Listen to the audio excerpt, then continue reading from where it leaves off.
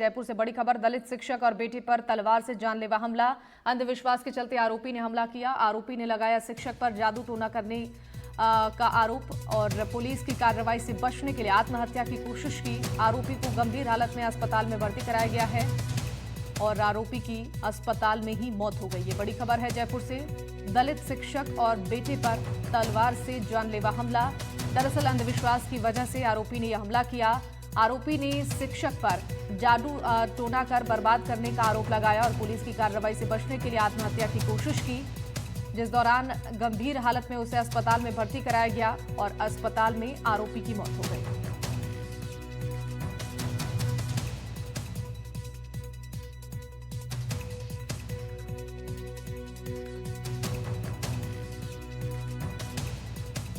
तो ये बड़ी जानकारी जयपुर से, जहां दलित शिक्षक और बेटे पर तलवार से जानलेवा हमला एक शख्स ने किया। दरअसल अंधविश्वास से बचने की वजह से हमला किया। आरोपी ने शिक्षक पर जादू टोना कर बर्बाद करने का आरोप लगाया और पुलिस की कार्रवाई से बचने के लिए युवक ने आत्महत्या करने की कोशिश की। आरोपी को गंभीर हालत में अस्पताल में भर्ती कराया गया, जहां आरोपी की अस्पताल में ही मौत हो गई। अंधविश्वास की वजह से आरोपी ने शिक्षक पर हमला किया और खुद पुलिस की कार्रवाई से बचने के लिए आत्महत्या की कोशिश किया। आरोपी को गंभीर हालत में अस्पताल में इलाज के लिए भर्ती कराया गया।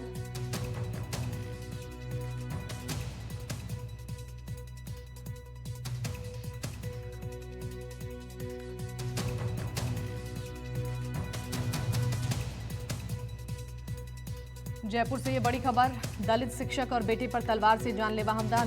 अंधविश्वास के चलते आरोपी पर यह हमला किया गया। आरोपी ने शिक्षक पर जादू टोना कर बर्बाद करने का आरोप लगाया और पुलिस की कार्रवाई से बचने के लिए आत्महत्या की कोशिश की। आरोपी को गंभीर हालत में अस्पताल में भर्ती कराया गया। आरोपी की अस्पताल में मौत हुई।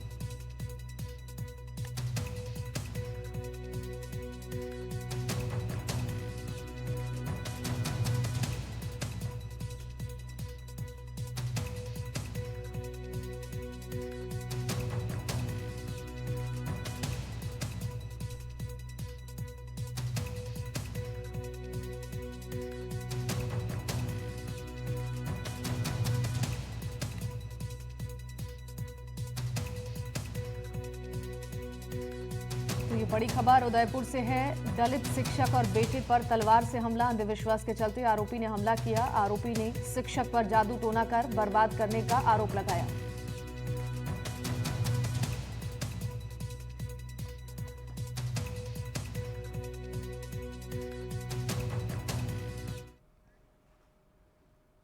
उदयपुर में दलित शिक्षक हत्या मामले में नेता प्रतिपक्ष टीकाराम जूली ने सरकार पर हमला बोला है। जूली ने कहा कि सलूम्बर में दलित शिक्षक और पुत्र पर तलवार से जानलेवा हमला ये बताता है कि राजस्थान में कानून का इकबाल बिल्कुल खत्म हो गया है। प्रदेश की बीजेपी सरकार पूरी तरह से दलित विरोधी है। सरकार क्राइम से में प्रदेश को अव्वल बनाने में जुटी हुई है। जूली ने सरकार से पीड़ित परिवार को उचित मुआवजा और घायल का बेहतर इलाज करने की मांग की है। जूली ने कहा है कि सरकार को दलितों को अपनी सुरक्षा के लिए लाइसेंसी हथियार मुहैया करवाना चाहिए। उदयपुर की घटना को लेकर सड़क से संसद तक आक्रोश है। स्थिति प्रदेश के अंदर बन रही है, कहीं नजर नहीं आ रहा कि सरकार दलितों के लिए कोई एक्शन प्लान तैयार कर रही है। दलितों को लगातार मारा जा रहा है। उनकी बच्चियों के साथ, महिलाओं के साथ रोजाना बलात्कार की घटनाएं सामने आ रही हैं, लेकिन सरकार सो रही है।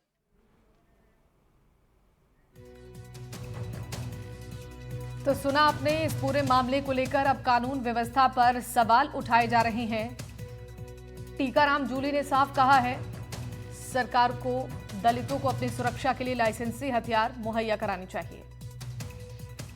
संजय व्यास हमारे साथ जुड़ गए हैं फोन लाइन पर, इस खबर पर अधिक जानकारी देंगे। संजय, क्या है ये पूरा मामला जिसको लेकर अब विपक्ष भी सत्ता पक्ष पर हमलावर है, और इस पूरे मामले को लेकर ताजा अपडेट आपके पास क्या है?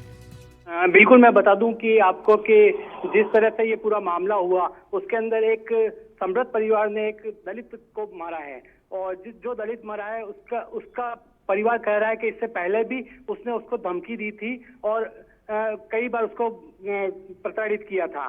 उसके बाद उसने पुलिस में भी कंप्लेन करी थी, लेकिन पुलिस कार्रवाई नहीं हुई। तो उसके बाद उनके भाई का कहना है कि जिस तरह से उनको प्रताड़ित करके मारा गया है, जी। तो उसके बाद इनको इंसाफ मिलना चाहिए और इंसाफ के रूप में इनको मुआवजा और इनके बच्चों को कुछ न कुछ नौकरी की व्यवस्थाएं की जानी चाहिए इनके परिवार के लिए। जी बिल्कुल संजय, तो क्या कोई आश्वासन प्रशासन की तरफ से दिया गया है, जो कि अब तो इस पूरे मामले को लेकर विपक्ष भी हमलावर है, कानून व्यवस्था को लेकर सवाल खड़े हो रहे हैं? बिल्कुल, मैं बता दूं आपको कि आज सुबह से भी वापस वही मोर्चरी के आगे लोग बाग धरना दिए हुए हैं और बता रहे हैं कि हम जब तक हमारी मांग पूरी नहीं होगी तब तक हम यहाँ से नहीं हटेंगे। इस तरह से उनका जब कह रहे हैं कि हमें किसी न किसी हालत में कोई ना कोई ऐसा मुआवजा मिलना चाहिए कि परिवार को आगे दिक्कत नहीं आवे।